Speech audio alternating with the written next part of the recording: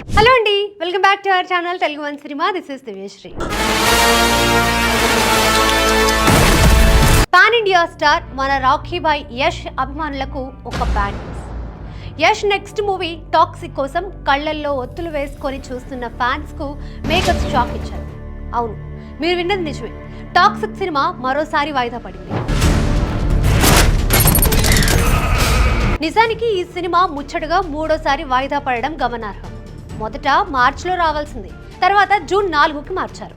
కానీ ఇప్పుడు ఆ తేదీ నుంచి కూడా సినిమా తప్పుకుంది. దానికి గల కారణాన్ని స్వయంగా హీరో యష్ వివరించారు. రీసెంట్ గా లాస్ వేగాస్ లో జరిగిన సినిమా కాన్ వేడుకలో టాక్సిక్ సినిమాకు సంబంధించిన ఒక 9 నిమిషాల స్పెషల్ ప్రివ్యూ వేశారట. దానికి ఇంటర్నేషనల్ డిస్ట్రిబ్యూటర్ల నుండి అదిరిపోయే రెస్పాన్స్ వచ్చిందని సమాచారం. దాంతో ఈ సినిమాను కేవలం ఇండియాలోనే కాకుండా గ్లోబల్ లెవెల్లో భారీగా రిలీజ్ చేయాలని ప్లాన్ చేస్తున్నారట.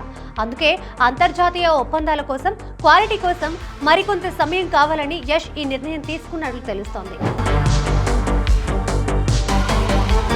గీతూ మోహన్ దాస్ దర్శకత్వంలో వస్తున్న ఈ సినిమాలో యష్ డ్యూయల్ రోల్ చేస్తున్నారని టాక్. యష్ సరసన కియారా అద్వానీ హీరోయిన్ గా నటిస్తుండగా నయనతార మరియు రుక్మిణి వసంత్ కీలక పాత్రల్లో కనిపించబోతున్నారు.